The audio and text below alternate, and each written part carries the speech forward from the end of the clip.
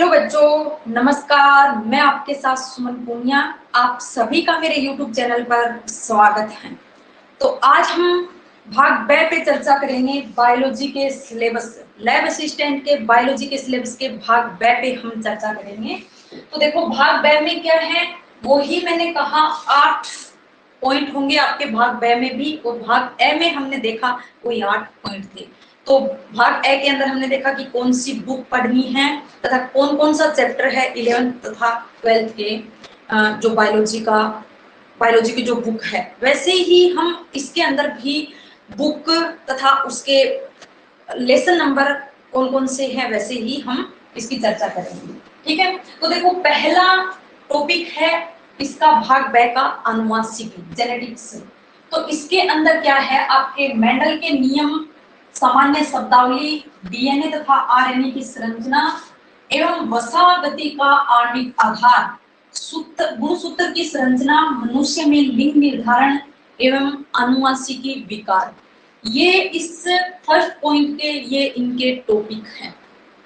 ठीक है, तो देखो आपको फर्स्ट पॉइंट का आनुवांशिकी, मेंडल के नियम, सामान्य शब्दावली, ये आपको कक्षा 12 का चैप्टर नंबर 5, कक्षा 12 का चैप्टर नंबर 5 के अंदर आपको ये मिलेगा। यहाँ तक आगे आपकी जो डीएनए, आरएनए तथा वंशागति का आणविक आधार और गुणसूत्र की संरचना, मनुष्य में लिंग निर्धारण एवं आनुवांशिकी विकार, ये आपको मिलेंगे कक्षा 12 की ही, कक्षा 12 के चैप्टर नंबर कौन सा, 6 के अंदर।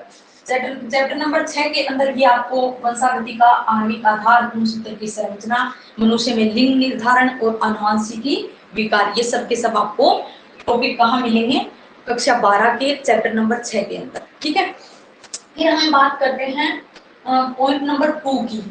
पॉइंट नंबर 2 है कि जंतु जगत का वर्गीकरण, क्लासिफिकेशन किसका, एनिमल किंगडम का। ठीक है, तो उसके अंदर एक से रुकी का संघ तक, अब यहाँ देखो, एक से रुकी का संघ तक तथा कशेरुकी का वर्ग तक वर्गीकरण आपको क्या पढ़ना है, नॉन कोर्डेटा का संघ तक।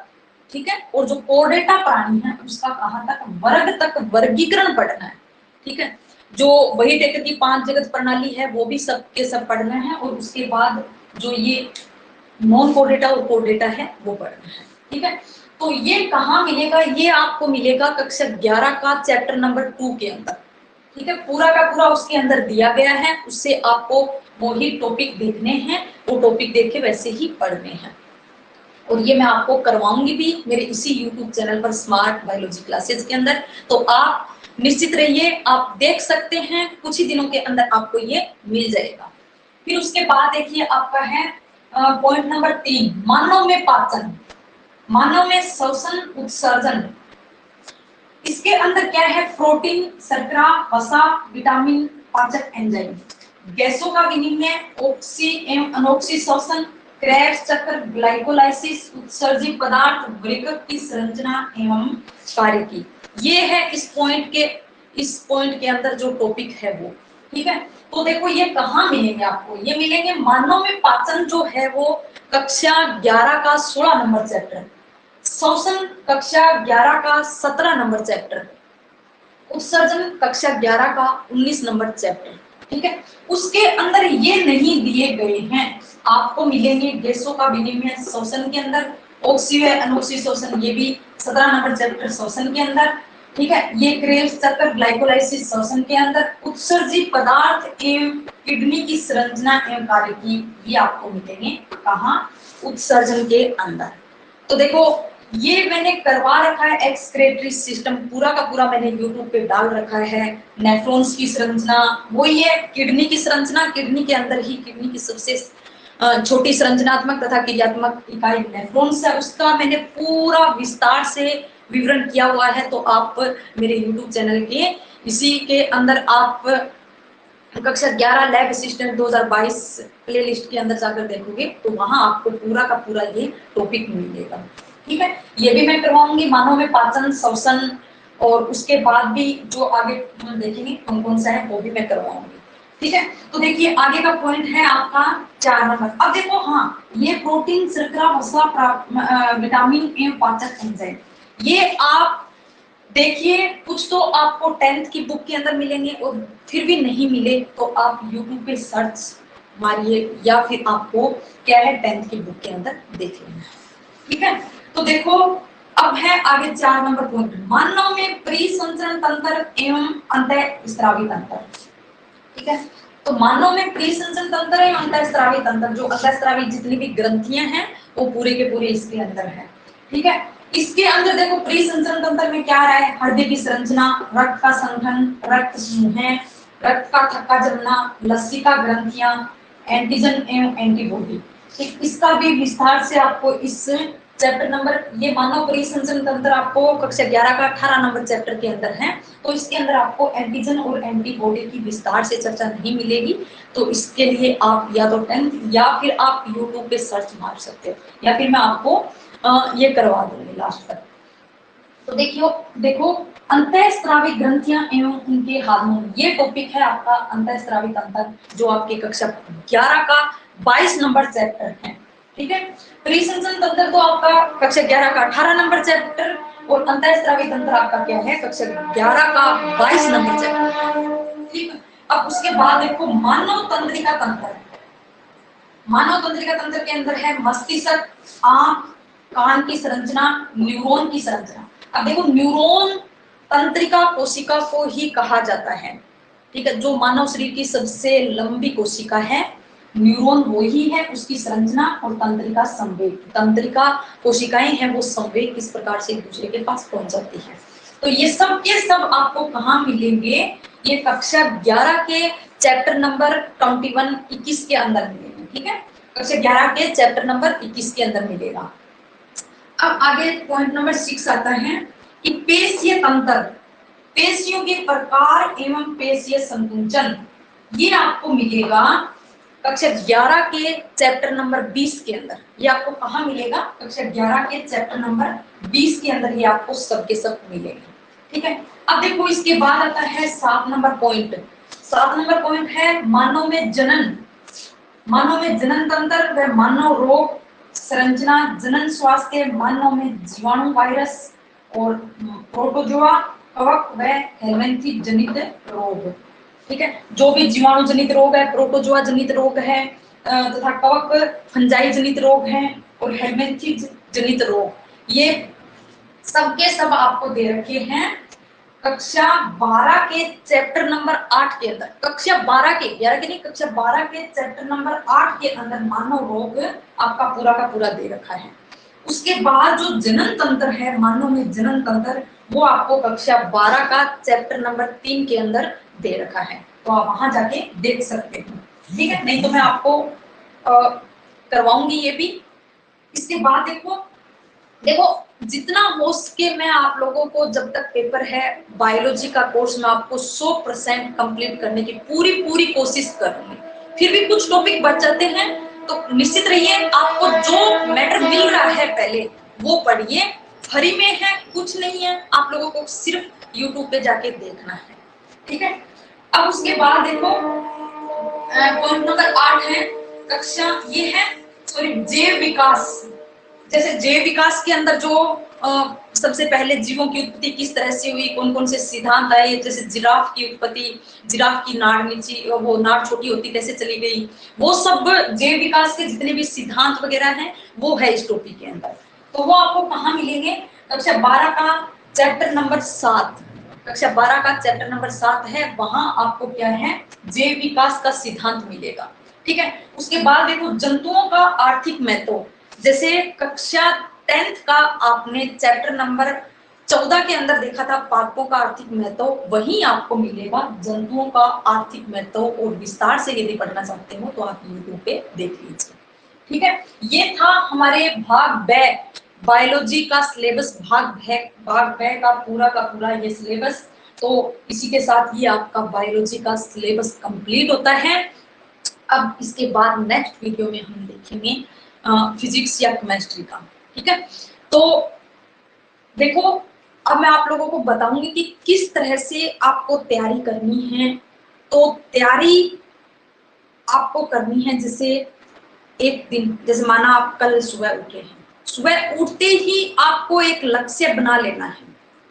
आपको एक छोटा सा लक्ष्य बना लेना है, किस तरह से कि जैसे आज मेरे को ये टॉपिक पढ़ना है, ठीक है। मान लिया आप सुबह जल्दी उठ जाते हो या शाम को लेट तक पढ़ते हो, कोई बात नहीं, कोई दिक्कत नहीं। जो टॉपिक आपको सरल लग रहा है वो आप सुबह के टाइम पढ़ो। मैं ये नहीं कहती कि आप 4 बजे उठकर पढ़ो, जो बच्चा 4 बजे उठ के पढ़ रहा है वो 4 बजे उठ के पढ़ ले, या फिर जो बच्चा 8 या 7, क्योंकि रात को लेट तक सोता है 12 साढ़े 12, तो वो 8 बजे ही उठेगा। तो इस तरह से आप लेट उठ रहे हो तो कोई बात नहीं है, आप लेट उठ के पढ़ लीजिए। लेकिन सुबह का टाइम जो है ना, वो आपका माइंड मतलब ऑलराउंड क्या होता है, चारों तरफ से एकदम स्वस्थ होता है, कोई किसी भी प्रकार का टेंशन कुछ नहीं होती है, माइंड फ्रेश रहता है। तो उस टाइम मैं आप लोगों को कहूंगी कि क्या पढ़ना है, आपको पढ़ना है जो सब्जेक्ट आपको कठिन लगता हो।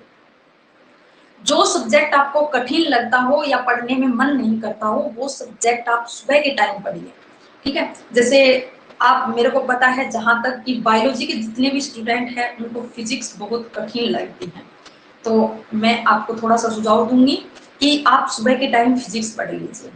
अगर किसी को केमिस्ट्री कठिन लग रहा है तो वो केमिस्ट्री पढ़ लीजिए, या किसी को बायोलॉजी कठिन लग रहा है तो वो बायोलॉजी पढ़ लीजिए सुबह के टाइम।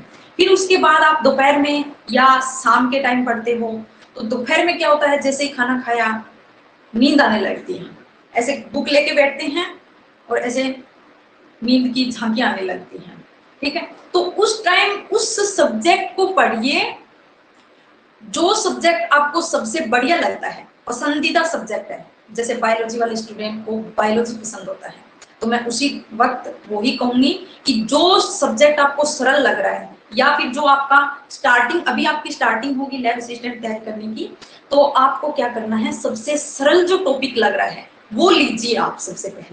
सबसे पहले वो सरल टॉपिक लीजिए, क्योंकि आपका 8-10 दिन के अंदर आपको डेली कंटिन्यूटी बनने में लगेगा, क्योंकि इतने दिन तक आप पढ़े नहीं, अभी आपकी वैकेंसी आई है, अभी आपके ऊपर दबाव आया है, तो अभी आप पढ़ना स्टार्ट करोगे तो अचानक से आप 8 से 10 घंटे नहीं पढ़ सकते, आपको 4-5 दिन लगेंगे कंटिन्यूटी बनाने में। तो आपको कंटिन्यूटी बनानी है तो आप सबसे पहले जो आपको सरल टॉपिक लग रहे हैं, क्योंकि जब आप सरल टॉपिक पढ़ोगे आपको याद हो रहा होगा, तो आप सोचोगे हाँ ये सब मेरे को याद हो रहा है, वाह इंटरेस्ट आ रहा है, क्या बढ़िया टॉपिक है। तो इस तरह से वो टॉपिक में मन लगेगा, तो दूसरे दिन ऑटोमेटिकली आपको पढ़ने का मन करेगा। इस तरह से आप पढ़ते जाओगे तो आपकी एक क्या है, कंटिन्यूटी बन जाएगी, और कंटिन्यूटी बनने के बाद जो आपका कठिन टॉपिक है वो भी आपको सरल लगने लगेगा। तो इस तरह से आप पढ़िए।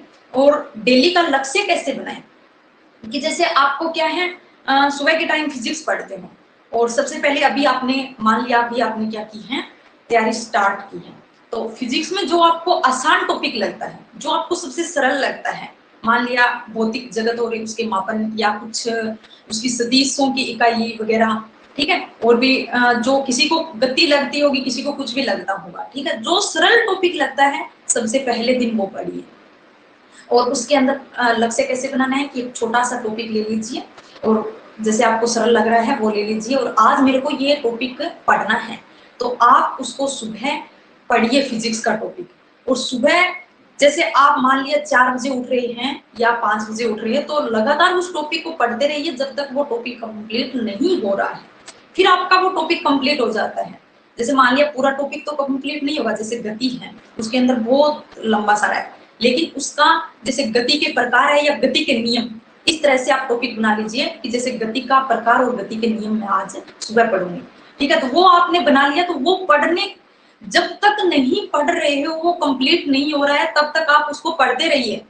सुबह के 4 बजे से लगे चाहे सुबह के 10 बज जाए, आप उसको खत्म करके ही छोड़िए, ठीक है। खत्म करके छोड़ने के जस्ट 15 मिनट बाद आप उसका दोहरान कीजिए, ठीक है। फिर आप कुछ खाना वगैरह कुछ खाना हो, या इधर उधर घूमना हो, या घर का कुछ कार्य करना हो तो वो कर लीजिए। फिर उसके बाद जैसे ही आप दोपहर के अंदर पढ़ते हो, तो मैंने कहा कि दोपहर के अंदर आपको कौन सा सब्जेक्ट जो आपका पसंदीदा सब्जेक्ट है वो उठाइए। जैसे मान लिया ये बायोलॉजी उठा लिया आपने, तो उसके अंदर भी आप छोटा सा एक लक्ष्य ले लीजिए कि जैसे मेरे को तो आज आनुवंशिकी का पढ़ना है, मेंडल के नियम और इनके सामान्य शब्दावली ये पढ़ना है। तो आप मान लिया 10 बजे वो खत्म किया, तो कम से कम आप 12 बजे तक बैठे पढ़ने के लिए।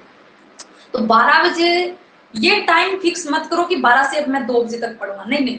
आपको क्या करना है कि मेरे को ये 2 टॉपिक चुना है, ये मैंने लक्ष्य बनाया है आज का, तो इसको मैं पूरा करके ही रहूंगी, ठीक है। तो फिर आप क्या करना है, वो टॉपिक उठा के 12 से जैसे 2, 3, 4 ही बज जाए चाहे, वो पूरा करना है, ठीक है। इस तरह से आपको पढ़ना है और साथ में आपको जीके को भी लेके चलना है। तो वो आपका शाम के टाइम पढ़ लीजिए, या फिर किसी को ज्यादा कठिन लगता है तो आप सुबह के टाइम पढ़ सकते हैं। इस तरह से यदि पढ़ोगे, आप छोटा छोटा लक्ष्य बना के इस तरह से आप पढ़ोगे, तो आपकी निश्चित है जीत जरूर होगी, आप लैब असिस्टेंट जरूर बनोगे। इस तरह से पढ़ना है आपको। कि मैं यही कहूंगी कि कदमों की काबिलियत पर यदि आपको विश्वास है, यदि आपको अपने कदमों की काबिलियत पर विश्वास है, तो मंजिल भी आपके कदमों को चूमेगी। यदि आपको पूरा कॉन्फिडेंस है कि मैं ये कर दूंगा, देखो तैयारी किसी बच्चे की यदि फुल तैयारी है, 100% तैयारी है, लेकिन उसको कॉन्फिडेंस 0 है, तो उस बच्चे को सफलता मिलनी मुश्किल हो जाती है। तो आपको कॉन्फिडेंस भी रखना है, तैयारी के साथ साथ आपको फुल कॉन्फिडेंस रखना है कि नहीं मेरा सिलेक्शन हो जाएगा, मैं इस तरह से तैयारी करूंगा। तो यही कहूंगी कि जिस भी बच्चे को अपने कदमों की काबिलियत पर विश्वास है, वहां मंजिलें भी आकर कदम चूमती है। तो इसी के साथ आज यही अपना ये टॉपिक खत्म करते हैं। कल नेक्स्ट वीडियो में हम देखेंगे, या तो फिजिक्स या केमिस्ट्री का सिलेबस लेके आएंगे। तो फिर आप मेरे को कुछ पूछना हो तो आप कमेंट में डाल दिया करो। जैसे ही आपको कुछ पूछना है टॉपिक वगैरह, तो आप कमेंट में डाल दिया करो, और ज्यादा से ज्यादा बच्चों को शेयर कीजिए ये वीडियो, कि जिससे जो तैयारी कर रहे हैं लैब असिस्टेंट की उसको फायदा हो, ठीक है। तो पढ़ते रहिए और अपने स्वास्थ्य का भी साथ में ध्यान रखिए।